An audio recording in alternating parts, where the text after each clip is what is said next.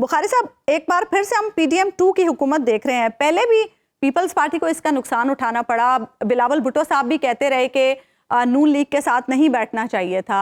اب ایک بار پھر سے یہ فیصلہ کیا گیا ہے, تو کیوں ایسا سوچا گیا؟ شکریہ. آپ اسے پی ڈی ایم 2 کیسے کہتی ہیں؟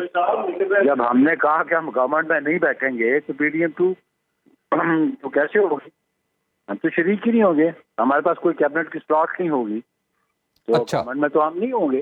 یہ بات علیحدہ کہ جو آج کی سچویشن ہے نیشنل اسمبلی کی, اس میں پیپلز پارٹی نے ایک بڑا وائز ڈیسیژن لیا کہ سسٹم کی کنٹینیوٹی کے لیے یہ بہت ضروری تھا کہ گورنمنٹ فارم ہو. اگر اس رزلٹ کے بعد کوئی گورنمنٹ نہیں بنتی تو پھر دوبارہ الیکشن ہونے تھے. آپ سمجھتی ہیں کہ ملک میں انتخابات کا متحمل ہو سکتا ہے اسٹیج پہ؟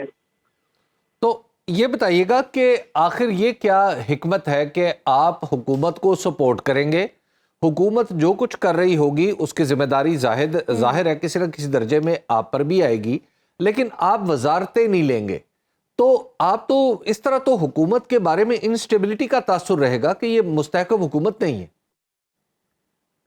جی اس پروسیس کو چلنے دیں. آپ اپریہنشنز قبل از وقت اسپیکولیٹ کر رہے ہیں.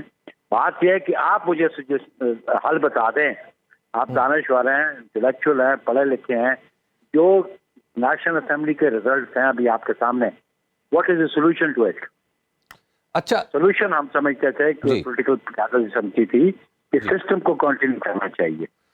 بخاری صاحب, آپ جس جماعت کے ساتھ اتحاد کرنے جا رہے ہیں اسی کے پاس ایسی نشستیں ہیں جن کے اوپر سب سے زیادہ اعتراضات ہیں. یعنی آپ کی نشستوں پہ تو شاید ایک آدھ دو پہ کہیں اعتراض ہوگا, آپ کا بھی اتنا ہی اعتراض کہیں اور ہوگا, لیکن یہاں پہ تو سوال اتنی نشستوں کا ہے کہ اگر وہ ٹرن ہو گئیں, الیکشن ٹریبیونلز میں چلی گئیں اور وہاں پر فیصلہ ان کے خلاف آ گیا تو پوری کی پوری حکومت آگے پیچھے ہو جائے گی. تو کیا آپ کو لگتا ہے کہ ایسی پارٹی کے ساتھ چلنا آپ کے لیے کوئی مناسب ہوگا؟ دس از این ہائپوتھیٹیکل کوسچن جو آپ نے کیا. کیس یہ ہوتا ہے, جی بات یہ ہے کہ آج سچویشن ہے, come to that, discuss that, what is in the interest of the nation. ملک کے مفاد میں کیا بات ہے.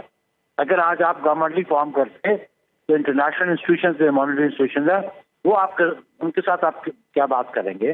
ملک کی اکانومی کو کہاں لے کے جائیں گے؟ ملک میں اسٹیبلٹی کیسے آئے گی؟ آپ جو مہنگائی کا شور ہے اس کو کیسے کنٹرول کریں گے؟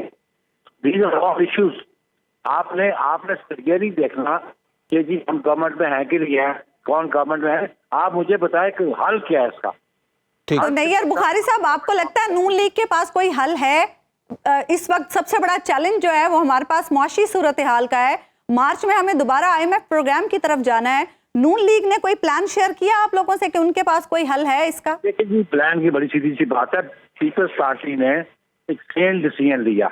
چین ڈیسیژن اس لیے ہم سمجھتے ہیں, ہماری CEC نے ڈسکس کیا 2 دن, کہ جی اس ملک میں جمہوریت جو ریزلٹس ہیں, بالکل ہمیں اعتراضات تھے ان ریزلٹس پہ, ہمارے کنسرنز ہیں, لیکن اسپائٹ آف دیٹ سابقہ الیکشنز پہ بھی ہمارے کنسرنز ہوتے رہے, لیکن نیشنل انٹرسٹ اور جمہوریت اور جمہوری سسٹم کی کنٹینیوٹی کے لیے ہم نے ایکسیپٹ کیا.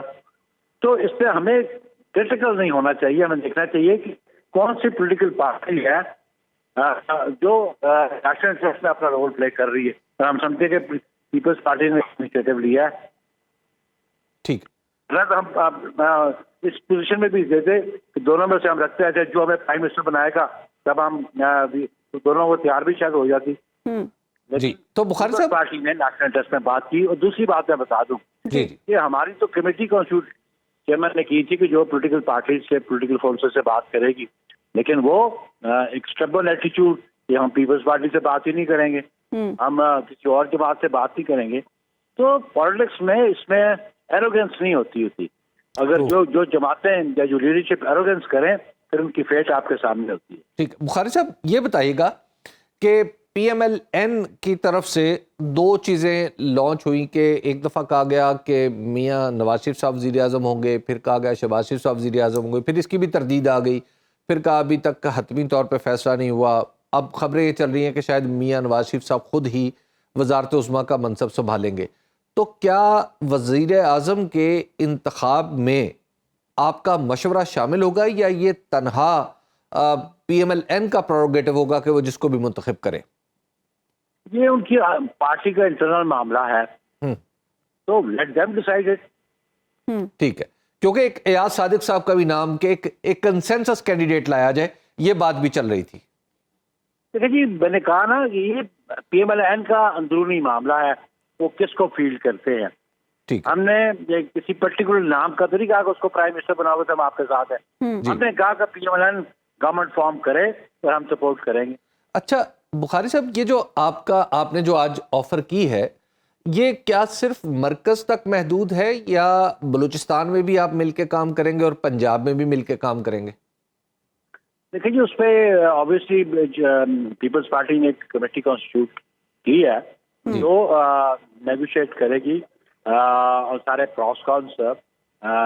بلوچستان میں تو ہم گورنمنٹ بالکل بنائیں گے، پیپلز پارٹی کی سب سے زیادہ ہے وہاں پہ، اور سندھ میں بھی ہم گورنمنٹ بنائیں گے. اور جو موڈیلٹیز پنجاب کے حوالے سے طے کرنی ہے وہ ہماری کمیٹی ان کے ساتھ بالکل این کے ساتھ اور پارٹی کے ساتھ بات کرے گی. اچھا نیئر صاحب، یہ بھی کہیے گا کہ کیا سارے آئینی عہدے پیپلز پارٹی کے پاس ہوں گے؟ کیا پیپلز پارٹی یہ سوچ رہی ہے؟ یہ ہم کنٹیسٹ کریں گے، اب دیکھیں کنٹیسٹ کریں گے پھر اس میں کیا سچویشن آتی ہے. تو جے یو آئی کو آپ نے بھی دعوت دی تھی بخاری صاحب؟ کیونکہ ایک بات یہ چلی تھی کہ حضرت مولانا فضل الرحمان کو دعوت گئی تھی نواز شریف صاحب کی طرف سے، شہباز شریف صاحب نے دی تھی، لیکن اس کا انہوں نے کہا کہ ہم پارٹی کا اجلاس کریں گے. تو کیا پیپلز پارٹی یہ چاہے گی کہ جمعیت علماء اسلام کو بھی اپنے ساتھ شامل کرے اس اتحاد میں یا جو اس مخلوط حکومت؟ دیکھیے، بات یہ ہے کہ ان کے پاس کتنی اسٹرینتھ ہے، 2 یا 3؟ 4. 169 جو ہے نا، جو ریکوائرڈ نمبر ہے جی، obviously وہ ذمہ داری تو پھر اینڈ کی ہے نا کہ وہ کس کو اپروچ کرتی ہے. ہم تو اپنے جو ایم ایل ایز ہیں ہم ان کے ذمہ دار ہیں. اچھا، تو آپ سے اگر بخاری صاحب آپ نے ایک ایوان کی سربراہی بھی کی ہے، آپ ایک سیاسی کارکن ہیں اور بڑے جید کارکن، یہ بتائیے گا کہ آپ کے اور پی ایم ایل این کے اگر نمبرز ملائیں تو یہ تو کمفرٹیبل ہو جاتے ہیں، آپ کی گورنمنٹ کو شاید کسی چھوٹی جماعت کی ضرورت نہیں پڑے گی. لیکن آپ کو آئندہ سیٹ اپ یہ جو اسمبلی ہے یہ آپ کو کتنی دیر چلتی نظر آ رہی ہے؟ یہ جو چلیے 16 مہینے تو ایک ایمرجنسی کی کیفیت تھی، الیکشن کے بعد تو ایک صورتحال کچھ اور ہوتی ہے. جی، ہم تو یہ سمجھتے ہیں کہ اسمبلی اپنی مدت پوری کرے، اور آپ کے سامنے یہ ہے ہمارا ٹریک ریکارڈ.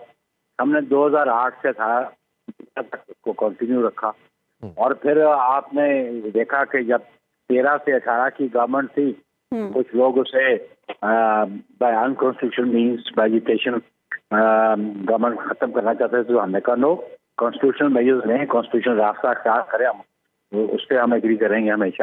اور ہم نے ایک کانسٹیٹیوشنل راستہ اختیار کر کے 2022 میں گورنمنٹ ریموو کی.